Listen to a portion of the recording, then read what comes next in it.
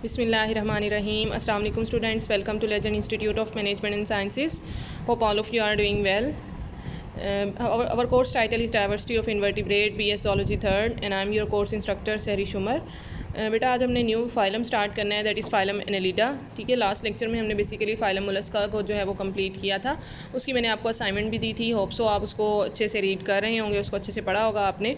ठीक है, इसके बाद हमने जो आज का हमारा मेन टॉपिक है दैट इज़ फाइलम एनेलिडा। ठीक है, एनेलिड्स को हमने जो है वो इसके मेन टॉपिक की तरफ जाने से पहले हम चंद एक इसके जनरल करैक्टरिस्टिक्स की जो है वो बात कर लेते हैं। जनरल करैक्टरिस्टिक्स इसके जो है वो कौन कौन से हैं। सबसे पहले तो हम कहते हैं कि हमारे पास एनेलिड्स के अंदर जितने भी ऑर्गेनिज्म आ जाते हैं वो सारे के सारे जो हैं वो सेगमेंटेड होते हैं। सेगमेंटेड वॉर्म लाइक उनकी बॉडी होती है और इसके अलावा ट्रिप्लोब्लास्टिक है, मीन्स कि इनके अंदर 3 जर्म लेयर्स पाई जाती हैं, एक्टोडर्म, मीजोडर्म एंड एंडोडर्म। ठीक है, और इसके अलावा बायलेटरली सिमेट्रिकल हैं। आपको पता है सिमेट्री मीन्स कि इनका जो only one plane passing through the center divides the animal into 2 equal halves that are mirror images of each other, this is called bilateral symmetry. ठीक है बेटा, ये चंद एक ऐसी टर्म है जो हमने हर फाइलम के स्टार्ट में देखनी होती हैं कि ये फाइलम किस से बिलोंग करता है, किस कैटेगरी से। तो ये जो चंद एक टर्म्स हैं ये आपको अच्छे से पता होनी चाहिए, इसकी बार बार मीनिंग्स आपको बताने की भी ज़रूरत नहीं है, आपको माइंड में होनी चाहिए। ठीक है, उसके बाद हम कहते हैं कि इनके अंदर जो है वो प्रोटोस्टोम के करैक्टरिस्टिक्स पाए जाते हैं। ठीक है, उसको हमने डिस्कस भी करना है। इसके अलावा इनके अंदर जो बॉडी वॉल होती है, एपिडर्मिस को जो है वो क्यूटिकल ने कवर किया होता है। ठीक है, एपिडर्मिस के ऊपर क्यूटिकल होती है। इसके अलावा सर्कुलर लॉन्गिट्यूडनल मसल्स पाए जाते हैं इनके अंदर।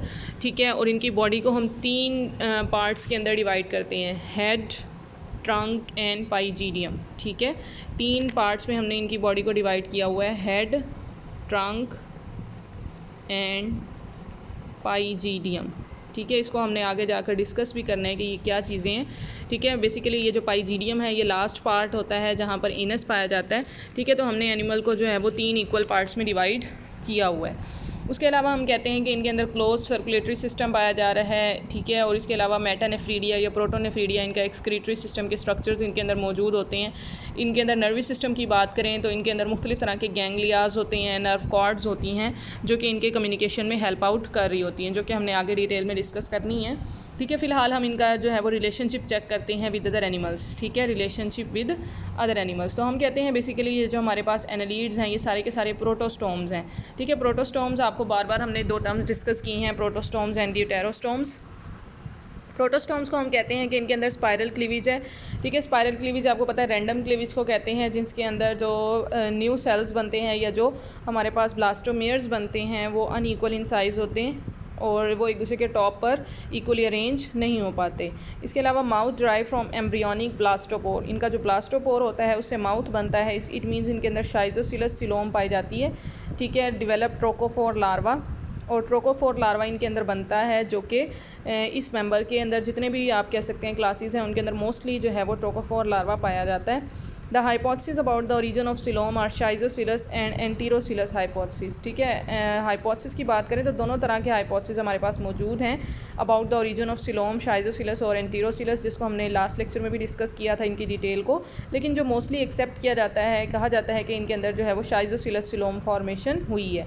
इसके अलावा recently a worm Lobatocerebrum has been discovered. ठीक है, एक वॉर्म हमारे पास डिस्कवर हुआ है दैट इज़ लोबैटोसेरिब्रम। ठीक है, इस चीज़ से हमें क्या इंडिकेट हो रहा है, ये जो लोबैटोसेरिब्रम है इसके अंदर एनालीड लाइक करैक्टरिस्टिक्स भी हैं और फ्लैट वॉर्म के करैक्टरिस्टिक्स भी हैं, मींस कि इसके अंदर प्लेटीहेल्मिन्थेस के करैक्टरिस्टिक्स भी पाए जाते हैं। ठीक है, तो लोबैटोसेरिब्रम जो है वो हमारे पास ड्यूअल नेचर का है, इसके अंदर एनालीड के करैक्टरिस्टिक्स भी हैं और फ्लैट वॉर्म के करैक्टरिस्टिक्स भी हैं, जिसकी वजह से हमें ये सपोर्ट मिलती है कि basically it give support to the enterocoelous hypothesis. ठीक है, कि इसके अंदर एंटीरोसिलस हाइपोथेसिस का जो है हमें एविडेंस मिलता है। लोबैटोसेरिब्रम को हम जो है वो एनालीड्स के अंदर ही रखते हैं क्योंकि इसके अंदर कुछ एनालीड के जो करैक्टरिस्टिक्स पाए जाते हैं वो ये है कि इसकी बॉडी जो है वो सेगमेंटली अरेंज होती है, इसके अंदर एक्सक्रीटरी ऑर्गन्स पाए जाते हैं।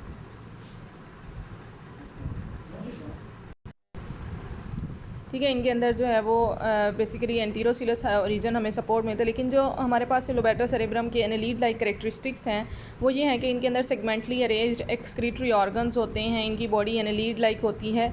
ठीक है, और कंप्लीट डाइजेस्टिव ट्रैक इनके अंदर मौजूद होता है और इसके अलावा इनके अंदर एनालीड जैसा ही नर्वस सिस्टम भी पाया जाता है, जिसकी वजह से हमें ये एविडेंस मिलता है कि लोबैटोसेरिब्रम जो है वो एनालीड से बिलोंग करते हैं।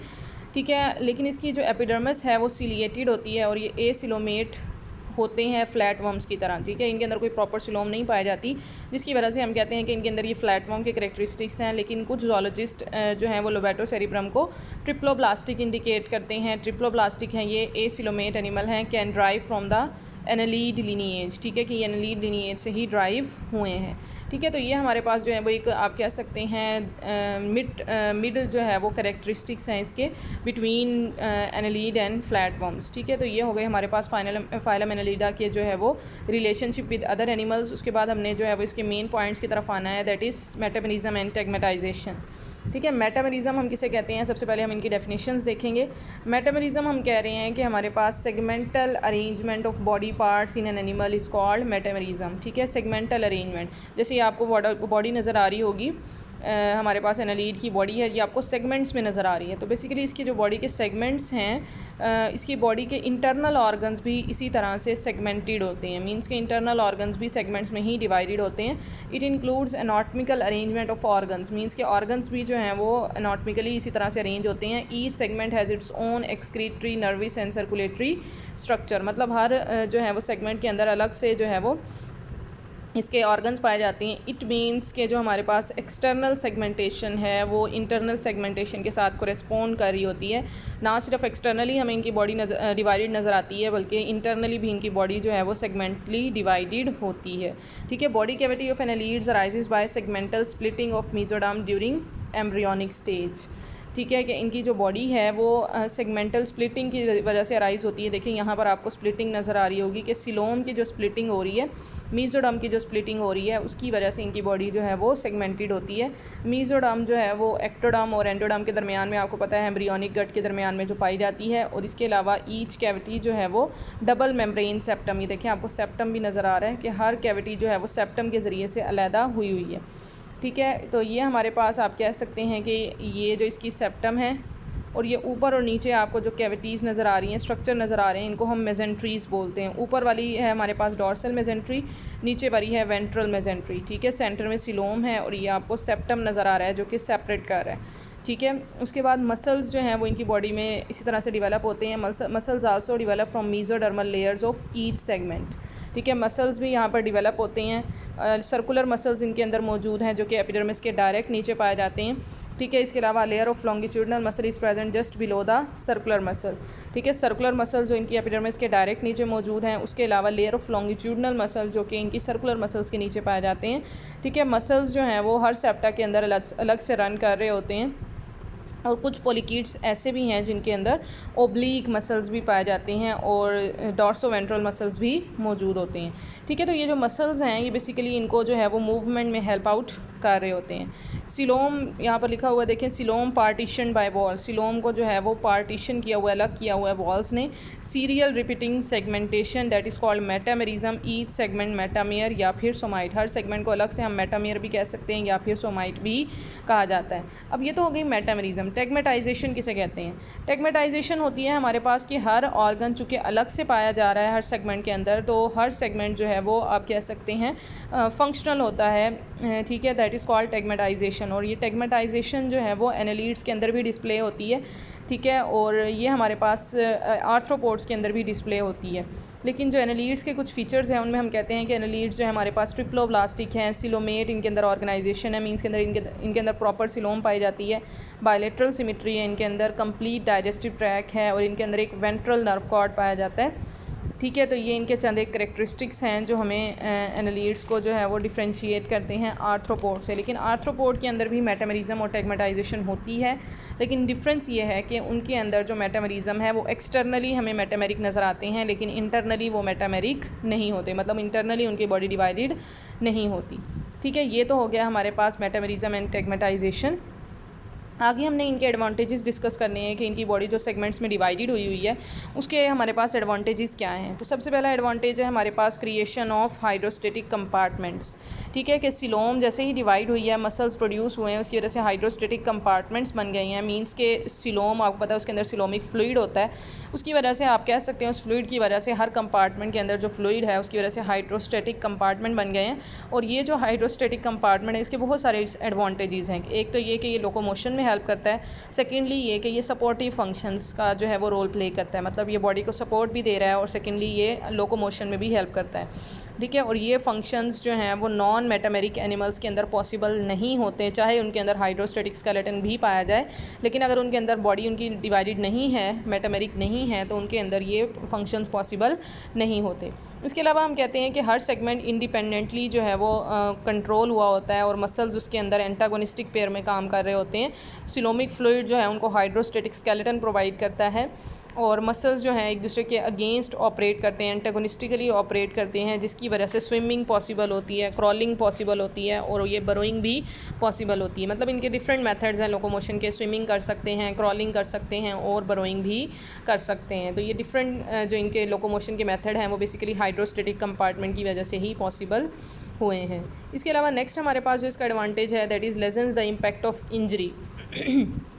सेकेंड एडवांटेज हमारे पास ये है कि हमारे पास ये इंजरी के इम्पैक्ट को बहुत ज़्यादा कम कर देता है, लेसन कर देता है। इफ़ वन और few segments are injured, adjacent segment are separated from the injured segment by septa. इसका क्या मतलब है कि अगर कोई सेगमेंट जो है वो इंजर हो गया है, कोई ज़ख़म हो गया है उसके ऊपर या कोई उसको कट लग गया है, तो बेसिकली वो जो सेगमेंट है वो बाकी सेगमेंट से अलहदा हो जाता है, सेपरेट हो जाता है, जिसकी वजह से जो बाकी सेगमेंट बच जाते हैं वो आप कह सकते हैं नॉर्मली फंक्शन करते हैं, नॉर्मली वो सर्वाइव करते हैं, जिसकी वजह से ऑर्गेनिज़म का जो सर्वाइवल का चांस है वो ईज़िली जो है वो इंक्रीज़ हो जाता है। मीन्स के आप कह सकते हैं जो इंजर्ड सेगमेंट है उसका इम्पैक्ट बाकी जो सेगमेंट जो बिल्कुल ठीक हैं उनके ऊपर नहीं जाता, क्योंकि जो इंजर्ड सेगमेंट है वो खुद ब खुद जो है वो वहाँ से सेपरेट हो जाता है, ठीक है। और वो सेपरेट हो जाता है और बाकी जो सेगमेंट्स बच जाते हैं वो प्रॉपरली अपना अपना फंक्शन कर रहे होते हैं, क्योंकि आपको पता है हर सेगमेंट के अंदर अलग से जो है वो ऑर्गन्स मौजूद हैं, तो जिसकी वजह से आप कह सकते हैं कि उसके ऊपर कोई अफेक्ट नहीं होता। थर्डली इसका जो हमारे पास एडवांटेज लिखा हुआ है, permits the modification of certain regions of the body for specialized function. जैसे मैंने आपको बताया कि इसके अंदर हर जो आप कह सकते हैं रीजन है वो स्पेशलाइज होता है सर्टन फंक्शंस के लिए। They become specialize for feeding, locomotion and reproduction. मतलब हर सेगमेंट जो है वो फीडिंग के लिए या फिर लोकोमोशन या रिप्रोडक्शन के लिए जो है वो स्पेशलाइज हो जाता है। तो इसको हम कहते हैं the specialisation of body region in a metameric animal is called tagmatisation, ठीक है। ये डेफिनेशन है, आपने नोट कर लेनी है। The specialisation of body region, ठीक है, कि एक बॉडी का रीजन जो है वो स्पेशलाइज हो जाता है एक सर्टन एक स्पेसिफिक काम के अंदर, that is called tagmatisation. The specialisation of body region in a metameric animal is called tagmatisation, ठीक है। तो ये हो गई हमारे पास टेगमेटाइजेशन और मेटामेरिज्म के एडवांटेजेस, ठीक है। नेक्स्ट हमने जो है वो डिस्कस करना है एनालिड्स की क्लासिफिकेशन के बारे में, ठीक है। एनालिड्स की हमारे पास बेसिकली 3 मेजर क्लासेस हैं जो हमें नज़र आती हैं, ठीक है। हमने जो है वो इनकी क्लासेस की तरफ जाना है। तो सबसे पहले हमारे पास इसकी क्लास है दैट इज़ क्लास पोलीकीटा, ठीक है। पोलीकीटा को हम कहते हैं ये मेरीन वॉर्म्स हैं, सेगमेंटेड हैं, ठीक है। लार्जेस्ट एनालिड की ये क्लास है, हमारे पास मोस्टली मेरीन वाटर में पाए जाते हैं। इनके अंदर एक डेवलप्ड हेड होता है जिसके ऊपर आइज़ भी प्रेजेंट होते हैं, टेंटिकल्स प्रेजेंट होते हैं और इसके अलावा इनके अंदर पैरापोडिया प्रेजेंट होते हैं। पैरापोडिया हम कहते हैं कि इनके अंदर जो है वो लोकोमोटरी स्ट्रक्चर्स होते हैं जिनकी डिटेल हमने आगे पढ़नी है। और इस पैरापोडिया के ऊपर न्यूमरस सीटी भी पाए जाते हैं, मतलब बहुत सारे सीटी होते हैं और सीटी इनको लोकोमोशन में ही हेल्प करते हैं। इसके अलावा इनकी जो रिप्रोडक्शन की बात करें तो ये मोनोशियस भी हो सकते हैं और डाइशियस भी हो सकते हैं। ट्रोकोफोर लार्वा इनका जो है वो एम्ब्रियोनिक स्टेजेस में इनके अंदर पाया जाता है और एग्जांपल इनके अंदर जो है वो नेरीज़ की आ जाती हैं, ठीक है। यहाँ पर आपको नज़र आ रहा होगा नेरीज़ जो है वो इसके अंदर आ जाता है, ठीक है। उसके अलावा हमारे पास ओलिगोकीटा है, ठीक है। ओलिगोकीटा के हमारे पास अर्थवॉर्म है, सेगमेंटेड बॉडी है इसकी। इसमें हम कहते हैं कि हमारे पास सीटी इनके अंदर चंद एक सीटी पाए जाते हैं, लेकिन पैरापोडिया इनके अंदर एब्सेंट होते हैं ओलिगोकीटा के अंदर। इसके अलावा इनके अंदर कोई डिस्टिंक्ट हेड नहीं होता और मोनोशियस होते हैं, डायरेक्ट डेवलपमेंट होती है, इनके कोई इनके अंदर लार्वा नहीं पाया जाता है। और इसके अलावा ये फ्रेश वाटर में मिलते हैं हमें या फिर टेरेस्ट्रियल इन्वायरमेंट में भी ये पाए जाते हैं, जैसे कि आपको अर्थवॉर्म जो है वो टेरेस्ट्रियल इन्वायरमेंट में भी नज़र आता है, ठीक है। इसकी एग्जांपल में आप लुम्ब्रिकस लिख सकते हैं, ट्यूबीफैक्सिस के अंदर आ जाता है, ठीक है। क्लास हीरोडीनिया हमारे पास लास्ट क्लास है दैट इज़ लीचीज़, ठीक है। इसकी एग्जांपल में हमारे पास लीचीज़ आ जाती हैं और इनकी बॉडी भी सेगमेंटेड होती है और हर सेगमेंट जो है वो एनुलाई, ठीक है। Each segment is divided into annuli, मतलब रिंग्स के अंदर डिवाइडेड होता है, ठीक है। 34 सेगमेंट्स इनके अंदर टोटल बॉडी के 34 सेगमेंट्स हो सकते हैं। एंटीरियर इनकी बॉडी और पोस्टीरियर बॉडी पर सक्कर्स मौजूद होते हैं, ठीक है। सक्कर जो इनको अटैचमेंट में हेल्प करते हैं, जैसे लीच आप देखते हैं ना, लीच के अंदर सक्कर्स होते हैं, और इसके अलावा मोनोशियस होते हैं, ये डायरेक्ट डेवलपमेंट होती है, मींस कि इनके अंदर लार्वल स्टेजेस एब्सेंट होती हैं। और पैरापोडिया भी इनके अंदर कम्प्लीटली एब्सेंट होते हैं और दे आर रिड्यूस्ड और एब्सेंट, ठीक है। या तो कम्प्लीटली एब्सेंट होंगे पैरापोडिया या फिर बहुत ज़्यादा रिड्यूस्ड हो जाएंगे। और फ्रेश वाटर में मिलते हैं हमें ये, मेरीन वाटर में या फिर टेरेस्ट्रियल इन्वायरमेंट में भी ये पाए जाते हैं, ठीक है। तो ये हमारे पास इसकी क्लासिफिकेशन है। इसकी चंद एक आपने कैरेक्टरिस्टिक्स याद रखते हैं एग्जांपल्स के साथ, ठीक है। नेक्स्ट हमने जो डिस्कस करना है दैट इज़ क्लास पोलीकीटा के जनरल कैरेक्टरिस्टिक्स की तरफ मूव करते हैं, ठीक है। सबसे पहले हमने क्लास पोलीकीटा जो है वो इसको देखना है। पोली आपको पता है, पोली मीन्स मैनी और कीटा कहते हैं हेयर्स को, जस्ट लाइक चेन को कहते हैं, ठीक है। तो इसमें हमारे पास बहुत सारे सेगमेंट्स होते हैं दैट इज़ कॉल्ड पोलीकीटा, ठीक है। तो इसमें हम कह रहे हैं कि हमारे पास अबाउट 5300 जो है वो स्पीशीज़ हमारे पास अब तक डिस्कवर हो चुकी हैं और इनका साइज़ जो है 5 से 10 सेंटीमीटर तक लॉन्ग हो सकता है, 5 to 10 सेंटीमीटर, ठीक है। और इसके अलावा ये पोलीकीट जो हैं वो वैरायटी ऑफ हैबिटेट्स में पाए जा सकते हैं, जैसा कि ये ओशन फ्लोर में मिल सकते हैं आपको, रॉक्स के अंदर मिलते हैं, शेल्स में पाए जाते हैं। और इसके अलावा क्रीविसेस ऑफ कोरल रीफ्स, मतलब दराड़ों, कोरल रीफ्स की जो दराड़ें होती हैं, क्रीविसेस होते हैं, वहाँ पर भी ये पाए जा सकते हैं। लेकिन जो कुछ पोलीकीट्स हैं वो बरोअर्स होते हैं, ठीक है, बरोज़ बनाकर रहते हैं वो ज़मीन के अंदर, सबस्ट्रेट के अंदर। और इसके अलावा ये पेरिस्टाल्टिक कंट्रैक्शन के ज़रिए से अपनी बॉडी वॉल को मूव कर सकते हैं। पोलीकीट्स जो हैं वो इनके अंदर ऑर्गेनिक मटेरियल इनके बॉडी ट्यूब्स में पाया जाता है, ठीक है। सेगमेंटेड इनसाइड एंड आउट, आपको पहले भी बताया कि ये मेटामेरिक होते हैं, मींस कि इनकी बॉडी आउटसाइड भी हमें सेगमेंटेड नज़र आती है और इनसाइड भी। Parapodia used in locomotion with many large number of chitinous bristle सीटी, ठीक है, कि इसके अंदर सपोज़ ये इनकी बॉडी है, ठीक है। तो यहाँ पर इनके जो है वो इस तरह का स्ट्रक्चर निकलता नज़र आता है दैट इज़ पैरापोडिया। और पैरापोडिया से इस तरह से काइटिनस से ब्रिसल्स निकल रहे होते हैं जिसको हम सीटी कहते हैं, ठीक है। और इसके अलावा डिस्टिंक्ट हेड होता है जिसके ऊपर आईज, पाल्प्स और टेंटिकल्स पाए जाते हैं, ये इनके सेंसरी स्ट्रक्चर्स हैं। नो क्लाइटेलम, क्लाइटेलम इनका एक स्ट्रक्चर होता है जो कि हमने आगे क्लासेस में डिस्कस करना है, इनके अंदर कोई क्लाइटेलम नहीं होता, ठीक है। सेपरेट सेक्सीज हैं इनके अंदर, मीन्स के ये डाइशियस हैं। और ट्रोकोफोर लार्वा यूजुअली प्रेजेंट होता है, मोस्टली मेरीन है और एग्जांपल के अंदर आपके पास नेरीज आ जाते हैं, ठीक है। ये आपको स्ट्रक्चर दिखाया गया है कि ये इनके माउथ का जो है वो इंटीरियर पार्ट का स्ट्रक्चर है, जॉज मौजूद हैं, टीथ हैं, पोस्टोमियल टेंटिकल्स इनके अंदर पाए जा रहे हैं, पेरिस्टोमियल पाल्प्स हैं। तो ये इनके जो हैं वो सारे एक्सक्रीटरी स्ट्रक्चर्स हैं, ये इनके, ठीक है बेटा। नेक्स्ट हमारे पास जो है वो एक्सटर्नल स्ट्रक्चर एंड लोकोमोशन की हमने बात करनी है क्लास पोलीकीटा के अंदर, ठीक है। पोलीकीटा के अंदर लोकोमोटरी जो स्ट्रक्चर है वो हमारे पास इसके अंदर पैरापोडिया और सीटी की सूरत में मौजूद होता है। पैरापोडिया आपको पता है लेटरल एक्सटेंशन है जिसके अंदर सपोर्टेड बाय काइटिन, ठीक है। कि सपोज़ ये आपको नज़र आ रहा है स्ट्रक्चर, अगर मैं इसको थोड़ा सा एनालार्ज करके बनाकर दिखाऊँ, ठीक है, कि सपोज़ ये इसकी बॉडी के सेगमेंट्स हैं, तो यहाँ से इसका इस तरह से पैरापोडिया के स्ट्रक्चर्स निकल रहे होते हैं। हर सेगमेंट के अंदर दोनों साइड से जो है वो इस तरह से पैरापोडिया नज़र आते हैं आपको। और इस पैरापोडिया के अंदर नेटवर्क बना होता है किसका, काइटिन का, ठीक है। और काइटिन आपको पता है सपोर्ट देता है, पॉलीसेकेराइड जो कि इसको सपोर्ट देता है, ठीक है। काइटिन का जो है वो सपोर्ट होती है इसके अंदर। और इसके अलावा bristles secreted from the distal end of the parapodia, ठीक है, कि यहाँ पर hair like structure, tentacle like structure मौजूद होते हैं जिसको हम सीटी बोलते हैं, ठीक है। हर पैरापोडिया से है जो डिस्टल एंड से ओरिजिनेट हो रहे होते हैं इस तरह से। Important for locomotion and digging, ठीक है, डिगिंग के लिए और इम्पोर्टेंट होते हैं और लोकोमोशन के लिए, जैसे ये आपको डायग्राम में नज़र आ रहा होगा, ठीक है। यहाँ पर देखें ये इसके पैरापोडिया हैं और पैरापोडिया से इसके सीटी ओरिजिनेट हो रहे हैं, ठीक है। तो इसके अलावा हम कहते हैं कि यहाँ पर हमारे पास जो सीटी हैं वो ब्रिसल्स लाइक होते हैं, just like hair like structure होते हैं।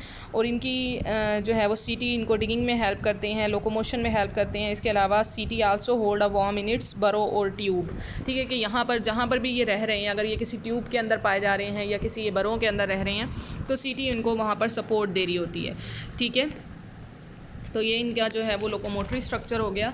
नेक्स्ट हमने जो है वो बात करनी है इनके एक्सटर्नल स्ट्रक्चर के लिहाज से, ठीक है, कि इनके एक्सटर्नल स्ट्रक्चर, इनके सेगमेंट्स के लिहाज से बात करें तो इनका जो पहला सेगमेंट है दैट इज़ प्रोस्टोमियम, ठीक है। प्रो कहते हैं बिफोर और स्टोमियम कहते हैं माउथ को, stoma mouth, it mean mouth से पहले का जो इनका स्ट्रक्चर है, माउथ से पहले का जो आप कह सकते हैं सेगमेंट होगा that is prostomium. Lobe that projects dorsally and anterior to mouth, contain eyes, antenna, palps and neutral organs, ठीक है। न्यूट्रल ऑर्गन्स भी इनके अंदर पाए जाते हैं। सपोज़ हम कहते हैं कि ये हमारे पास जो है वो सेगमेंट है, ठीक है। और ये वाला वो सेगमेंट है जहाँ पर माउथ प्रेजेंट है, माउथ से जो है वो टेंटिकल्स निकल रहे होते हैं, ठीक है। तो ये वाला सेगमेंट है जहाँ से माउथ अराइज होना है, और माउथ से पहले वाला जो सेगमेंट है ये वाला, ठीक है, माउथ से पहले वाले सेगमेंट को हम कहते हैं कि ये हमारा प्रोस्टोमियम है, जिसके ऊपर पाल्प्स भी पाए जाते हैं। पाल्प्स क्या हैं, इनके जो हैं वो आप कह सकते हैं सेंसरी स्ट्रक्चर हैं, इसके ऊपर आइज़ भी पाई जाती हैं, एंटीना भी पाया जाता है, और न्यूट्रल ऑर्गन्स कहते हैं, जस्ट लाइक कप शेप एक स्ट्रक्चर होता है, ठीक है। इस तरह से कप शेप स्ट्रक्चर होता है जिसके ऊपर सीलिया पाए जाते हैं, जो कि इनको डिफरेंट तरह की जो है वो सेंसेस में हेल्प करते हैं। इसके अलावा इनकी बॉडी आप कह सकते हैं फर्स्ट बॉडी का जो सेगमेंट होगा जहाँ पर माउथ प्रेजेंट होगा उसको हम पेरिस्टोमियम कहते हैं, जहाँ पर माउथ प्रेजेंट है। और माउथ से पहले का जो सेगमेंट है जिसके ऊपर डिफरेंट सेंसरी ऑर्गन्स पाए जाते हैं उसको हम प्रोस्टोमियम कहते हैं। तो डिफरेंस आपने याद रखना है, ठीक है, कि पहला सेगमेंट जिसके ऊपर माउथ प्रेजेंट है उसको हम पेरिस्टोमियम कहते हैं, और माउथ से पहले वाला सेगमेंट बिफोर माउथ जो सेगमेंट आ रहा है जिसके ऊपर डिफरेंट तरह के सेंसरी स्ट्रक्चर्स हैं, पाल्प्स हैं, एंटीना हैं, आइज़ हैं, न्यूट्रल ऑर्गन्स हैं, ठीक है, उसको हम क्या बोलते हैं, प्रोस्टोमियम। तो पेरी और प्रो का आपने डिफरेंस देख लेना है, ठीक है। यहाँ पर आपको देखें, यहाँ पर नज़र भी आ रहा होगा, ये देखें प्रोस्टोमियल टेंटिकल्स, ठीक है, पेरिस्टोमियल टेंटिकल्स। प्रोस्टोमियल पहले वाला है, पेरिस्टोमियल वो स्ट्रक्चर है जहाँ पर हमारे पास माउथ मौजूद है, और यहाँ पर प्रोस्टोमियल के पास आपके पास टीथ हैं, पाल्प्स हैं, फेरिंग्स, डिफरेंट तरह के आपके पास स्ट्रक्चर हैं, ठीक है। तो इसके बाद हम नेक्स्ट जो है वो न्यूट्रल ऑर्गन्स देखें, तो न्यूट्रल ऑर्गन हमारे पास सीलिएटेड सेंसरी पिट्स होती हैं which are chemo receptors for food detection, ठीक है, कीमो रिसेप्शन का काम करती हैं और डिफरेंट तरह की फूड को डिटेक्ट करने में हेल्प करती हैं, ठीक है। इनके अंदर आपको पता है कि जो हमारे पास पोलीकीट्स हैं इनके अंदर एपिडर्मिस मौजूद होती है, ठीक है। सपोज़ अगर ये इनकी एपिडर्मिस है, ठीक है, सपोज़ ये इनकी एपिडर्मिस है, तो एपिडर्मिस के ऊपर जो है वो इस तरह के कॉलमनर सेल्स पाए जाते हैं, मतलब एलोंगेटेड सेल्स होते हैं, ठीक है, दैट आर कॉलमनर सेल्स। और ये कॉलमनर सेल्स जो हैं वो क्यूटिकल को सिक्रीट करते हैं, ठीक है। क्यूटिकल आपको पता है एक जो है वो कोलेजन फाइबर की लेयर होती है जो कि इनको प्रोटेक्शन देने में हेल्प करती है। और इसके अलावा पोलीकीट्स जो हैं उनके अंदर एपिडर्मल ग्लैंड्स भी पाए जाते हैं जो कि ल्यूमिनिसेंस सिक्रीट करते हैं, डिफरेंट कंपाउंड सिक्रीट करते हैं जो इनको चमकदार बनाते हैं। ल्यूमिनिसेंट जो है वो बायोल्यूमिनिसेंस का फिनोमिना शो करते हैं जो कि एपिडर्मल ग्लैंड्स की मदद से होता है, ठीक है। तो ये हो गई इनकी एपिडर्मिस की बात, ठीक है। नेक्स्ट हम इनके मैकेनिज़्म ऑफ लोकोमोशन की बात करें तो बेसिकली हम कहते हैं वेरियस स्पीशीज़ जो हैं पोलीकीट्स की वो वॉक कर सकती हैं, क्रॉल कर सकती हैं, स्विम कर सकती हैं, ठीक है। तो बेसिकली ये किस वजह से होता है, ये होते हैं इनके मसल्स की बेस पर। मसल्स इनके अंदर लॉन्गिट्यूडिनल मसल्स होते हैं जो कि एंटागोनिस्टिकली फंक्शंस कर रहे होते हैं।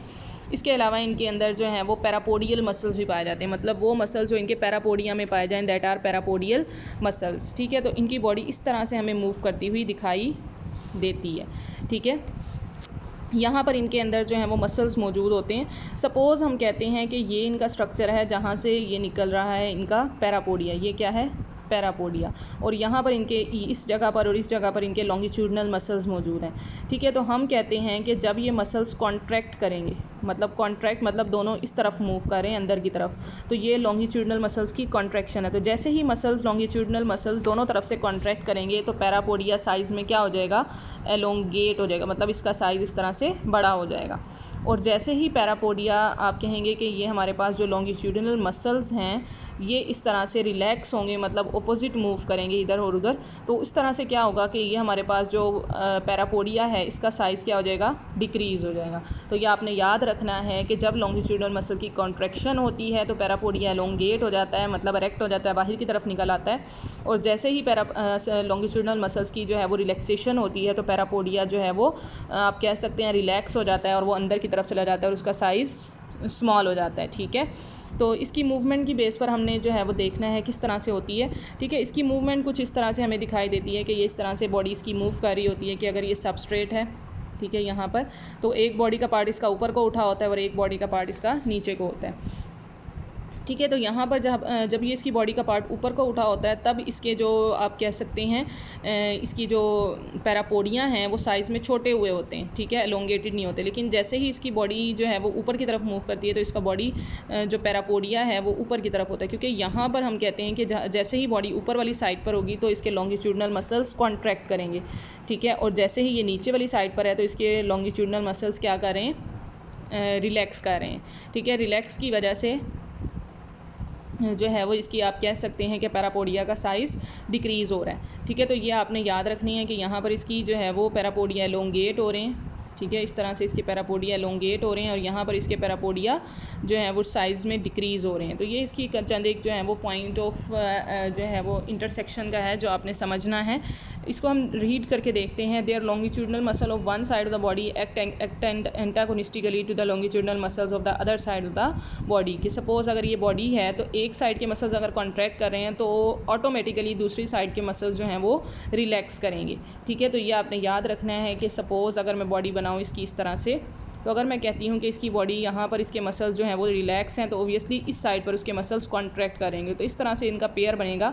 इसी तरह से इस साइड पर इनके मसल्स कॉन्ट्रैक्ट करेंगे तो इस साइड की तरफ मसल्स रिलैक्स करेंगे। तो इस तरह से यहाँ पर इसका पेयर बनेगा। तो ये एंटागोनिस्टिक पेयर की सूरत में काम कर रहे होते हैं, जिसकी वजह से अंडुलेटरी वेव्स मतलब बलदार वेव्स प्रोड्यूस होती हैं। जैसे जो है वो वॉर्म्स मूव करते हैं अंडुलेटरी वेव्स की सूरत में, और ये वेव्स जो हैं पूरी बॉडी पर स्प्रेड हो जाती हैं, जिसकी वजह से इसकी बॉडी पोस्टीरियर से जो है वो एंटीरियर की तरफ, हेड की तरफ जो है वो मूव करती है ये वेव्स। और इसके अलावा पैरापोडिया और सीटी भी इनके अंदर जो है वो मूव कर रहे होते हैं और सबस्ट्रेट के अगेंस्ट जो है वो प्रोपल्सिव फोर्सेस जनरेट करते हैं। क्योंकि आपको बताया कि जब इनके लॉन्गिट्यूडनल मसल्स कंट्रैक्ट या रिलैक्स होते हैं, ठीक है, तो आप कहते हैं कि हमारे पास जो पैरापोडिया हैं वो जब इनके पैरापोडियल मसल्स जब कंट्रैक्ट करते हैं तो पैरापोडिया एक्सटेंड हो जाता है, और जैसे ही इनके पैरापोडियल मसल्स रिलैक्स करते हैं तो इनका पैरापोडिया जो है वो साइज़ में छोटा हो जाता है। तो ये इनके जो फोर्सेस हैं वो इनको प्रोपल्सिव फोर्सेस हम जिन्हें कहते हैं।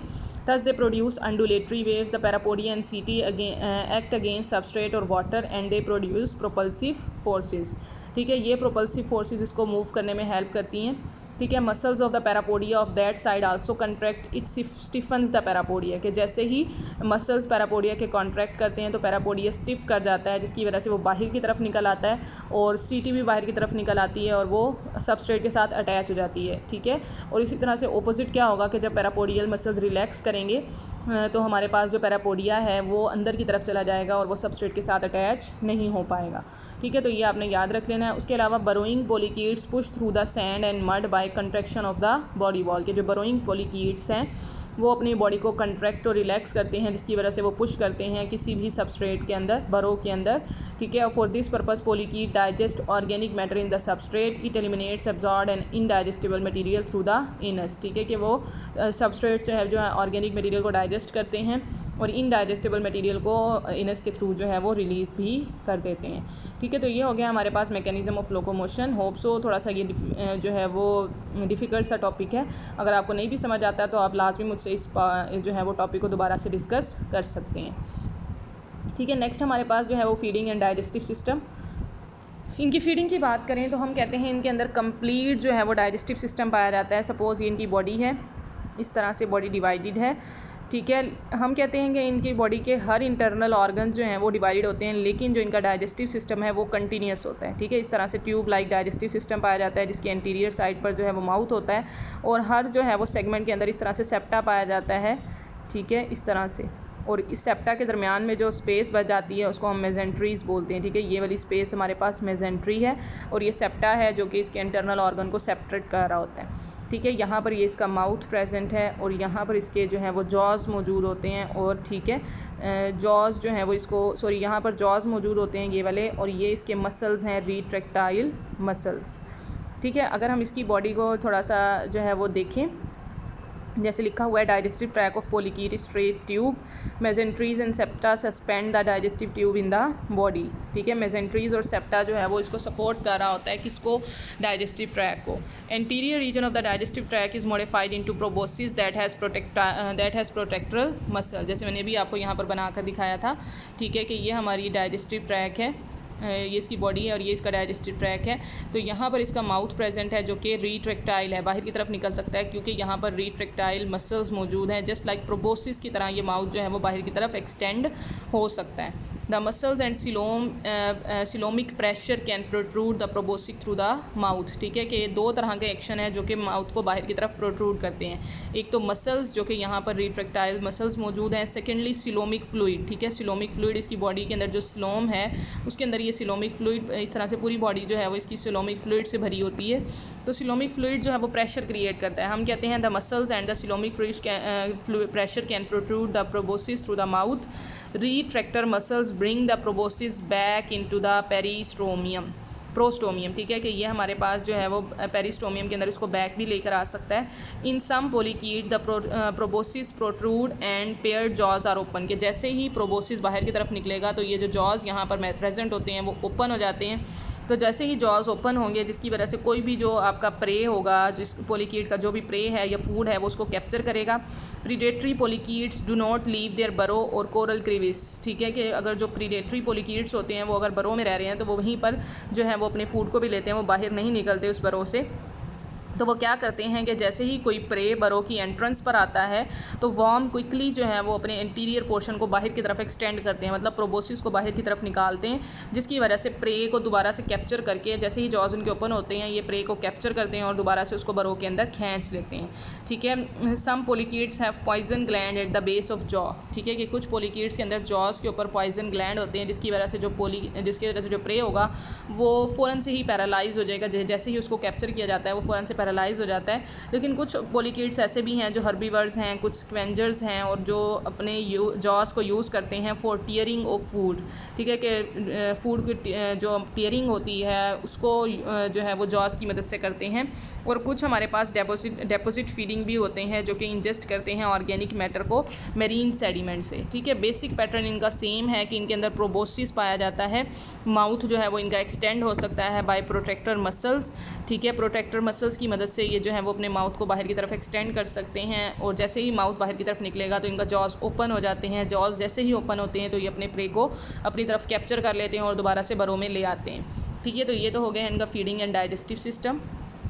नेक्स्ट डाइजेशन की बात करें तो इनके अंदर जो है वो 3 मेन पार्ट्स पाए जाते हैं, फेरेंक्स हैं, क्रॉप है और ग्राइंडिंग गिजर्ड है, ठीक है। सपोज़ ये इनका माउथ था, ठीक है, माउथ एक्सटेंड करता है फेरेंक्स के अंदर, फेरेंक्स खुलती है क्रॉप के अंदर और क्रॉप खुलता है गिजर्ड के अंदर और गिजर्ड फिर जो है वो इंटेस्टाइन के अंदर खुल रही होती है, ठीक है। फेरेंक्स आपको पता है एक पैसेज है, क्रॉप जो है वो क्रॉप भी इनका डाइजेस्टिव सिस्टम का पार्ट है और गिजर्ड एक ऐसा पार्ट है जो इनको डिफरेंट तरह के फूड मटेरियल को डाइजेस्ट करने में डाइजेस्ट नहीं ग्राइंड करने में हेल्प करता है। और क्रॉप जो है वो एज आ स्टोरेज सैक का काम करती है, ठीक है, कि ये डिफरेंट मटेरियल को स्टोर कर रही होती है, ठीक है। इसके अलावा हम कहते हैं कि इनके अंदर लॉन्ग स्ट्रेट इंटेस्टाइन पाई जाती है, ऑर्गेनिक मटेरियल को ये डाइजेस्ट कर लेते हैं by sides of the wall, ठीक है। इनऑर्गेनिक पार्टिकल्स जो हैं वो इनके अंदर जितने भी इनऑर्गेनिक पार्टिकल हैं वो इंटेस्टाइन से जो है वो रिलीज़ हो जाते हैं एज कास्टिंग्स, मतलब छोटे छोटे आप कह सकते हैं मटेरियल की सूरत में जो है वो यहाँ से कास्टिंग्स की सूरत में इनस के थ्रू जो है वो रिलीज़ हो जाते हैं। लेकिन कुछ हमारे पास ये तो हो गए जो है वो जनरल केस, लेकिन कुछ हमारे पास ऐसे भी हैं जो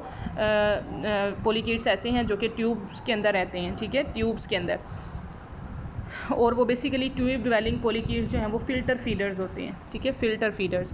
अब उन्होंने फ़िल्टर फीडिंग करनी है तो उनके अंदर कोई ना कोई फ़िल्ट्रेशन का मैकेनिज़्म होना चाहिए, तो उनके अंदर प्रोबोसिस नहीं होता, ठीक है, प्रोबोसिस नहीं होता तो उनके अंदर कुछ स्पेशलाइज स्ट्रक्चर पाया जाता है दैट इज़ कॉल्ड रेड्यूल, ठीक है। लफ्ज़ निकला है रेड्यूला से जो कि हमने मोलस्का के अंदर भी पढ़ा था जो कि टंग लाइक स्ट्रक्चर था, लेकिन इसका काम थोड़ा डिफरेंट है रेड्यूल से।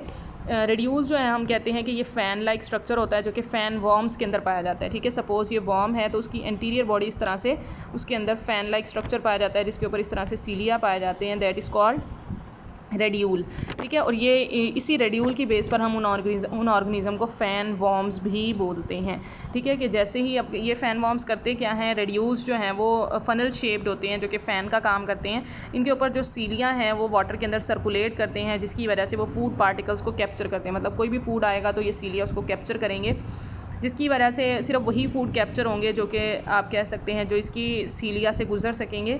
Storing mechanism reject the largest particle and transport the smaller particles to the mouth, ठीक है, कि स्मॉलर पार्टिकल्स जो है माउथ की तरफ मूव कर जाएंगे और जो लार्जेस्ट पार्टिकल हैं वो रिजेक्ट कर दिए जाएंगे, ठीक है। उसके बाद जो है वो ये हो गया हमारे पास फ़िल्टर फीडिंग का मैकेनिज़्म रेड्यूल्स की सूरत में, ठीक है, फ़ैन वॉर्म्स के अंदर। नेक्स्ट हमारे पास एक और फ़िल्टर फीडिंग का मैकेनिज़्म है दैट इज़ कीटोप्टेरस के अंदर जो है पाया जाता है। एक ऑर्गेनिज़म है हमारे पास पोलिकीटा का दैट इज़ कीटोप्टेरस जो कि यू शेप ट्यूब के अंदर रहता है। सपोज़ ये ट्यूब है, ठीक है, जो दोनों साइड से ओपन होती है और इसके अंदर ये ऑर्गेनिज़म जो है वो मौजूद होता है जिसकी बॉडी इसी तरह से सेगमेंट्स में डिवाइडेड होती है, ठीक है। अब देखें ये ट्यूब के अंदर पाया जा रहा है तो इसके अंदर भी कोई ना कोई मैकेनिज़्म होगा। इसके अंदर क्या करता है कि ये अपना एक म्यूकस बैग सिक्रीट करता है, ये रहा इसका म्यूकस बैग, ठीक है, ये म्यूकस बैग इसके फ़िल्ट्रेशन का मैकेनिज़्म है, ठीक है। ये म्यूकस, अब ये मैंने आपको डायग्राम इसकी जो है वो बना के दिखाई है थोड़ी सी इस तरह से, अगर हम इसको देखें, it secretes a mucus bag that collects the food particle which are picometer small, 1 picometer, sorry यहाँ पर 1 पिकोमीटर आना है, ठीक है। मतलब बहुत छोटा सा जो है वो म्यूकस का बैग होता है। और ये म्यूकस का बैग क्या करता है, the parapodia of segments 14 through 16 are modified into fans, के इसके जो सेगमेंट्स होते हैं 14 से लेकर 16 तक वो फैंस की सूरत में मॉडिफाई हुए होते हैं, मतलब उसके ऊपर सिलिएटेड स्ट्रक्चर्स पाए जाते हैं। This fan creates filtration currents, ठीक है, कि फिल्ट्रेशन करंट क्रिएट करता है। Finally the mucus bag is ingested, ठीक है, कि फिर उस म्यूकस बैग को इंजेस्ट कर लिया जाता है, ठीक है। तो ये हो गया हमारे पास जो है वो डाइजेशन का मैकेनिज़्म डिफरेंट तरह से, कि कुछ हमारे पास फ़िल्टर फीडर्स हैं रेड्यूस की सूरत में, कुछ यू शेप्ड बरोअर्स हैं और कुछ सिंपल जो है उनके अंदर क्रॉप गिजर्ड पाई जाती है। नेक्स्ट जो लास्ट इसका पार्ट है दैट इज़ इजेशन। इजेशन जो इन्होंने एलिमिनेशन करनी है डाइजेस्टिव वेस्ट की, वो इनके लिए एक प्रॉब्लमेटिक बात है, क्योंकि कुछ जो ट्यूब डिवेलिंग पोलिकीड्स हैं उनके अंदर ट्यूब के अंदर वो पाए जाते हैं और वो बाहर नहीं निकलते। तो वो क्या करते हैं कि सपोज़ ये ट्यूब डिवेलिंग पोलिकीड्स हैं जिनकी ट्यूब दोनों तरफ से ओपन होती है और इसके अंदर ये ऑर्गेनिज़म मौजूद होता है, ठीक है। ये सपोज़ ये ऑर्गेनिज़म है, तो वाटर इनके अंदर जो है वो दोनों साइड से आ रहा होता है और फिर एक साइड से वाटर मूव कर रहा है बाहर की तरफ और इधर से भी वाटर बाहर की तरफ मूव कर रहा है। तो सर्कुलेशन ऑफ वाटर मीन्स के जो वाटर करंट्स है वही वेस्ट मटेरियल को बाहर निकालने में हेल्प आउट करता है अगर दोनों तरफ से ट्यूब ओपन है। लेकिन कुछ ऐसे ऑर्गेनिज़म भी हैं, कुछ ऐसे यू शेप बरोअर्स भी हैं हमारे पास जिनके अंदर दोनों साइड से ट्यूब ओपन नहीं होती, ठीक है, मतलब सिर्फ एक तरफ से ओपन होती है। वो क्या करते हैं, so they must turn around the tube to defecate, मतलब उन्हें जो है अपना वेस्ट मटेरियल रिलीज़ करने के लिए अपने जो है पूरी बॉडी को रोटेट करना पड़ता है, उलट करना पड़ता है, टर्न अराउंड होना पड़ता है, फिर जाकर वो है अपने मटेरियल को डेफिकेट करते हैं, ठीक है। They use ciliary tracts to carry faeces to the tube opening, के वो सिलरी ट्रैक्स के ज़रिए से फिसिस को ट्यूब की ओपनिंग की तरफ लेकर जाते हैं, ठीक है। ये तो हो गया हमारे पास जो है वो इजेशन का मैकेनिज़्म। तो हम कहते हैं बेसिकली 20 to 40% जो है वो एनर्जी रिक्वायरमेंट होती है इसकी बॉडी वॉल को, ताकि वो शुगर को और डिफरेंट ऑर्गेनिक कंपाउंड्स को जो है वो फूड से डाइजेस्ट कर सके, ठीक है। तो ये हो गए हमारे पास इजेशन और इसका कंप्लीट जो है वो फीडिंग का मैकेनिज़्म। होप सो स्टूडेंट्स आपको अच्छे से समझ आ गया होगा। नेक्स्ट हमने जो है वो इसकी आगे डिटेल जो है वो इसकी डिस्कशन करनी है। यहाँ तक कोई भी प्रॉब्लम हो तो लाजमी मुझसे डिस्कस कीजिएगा। Thank you so much. अल्लाह हाफिज़।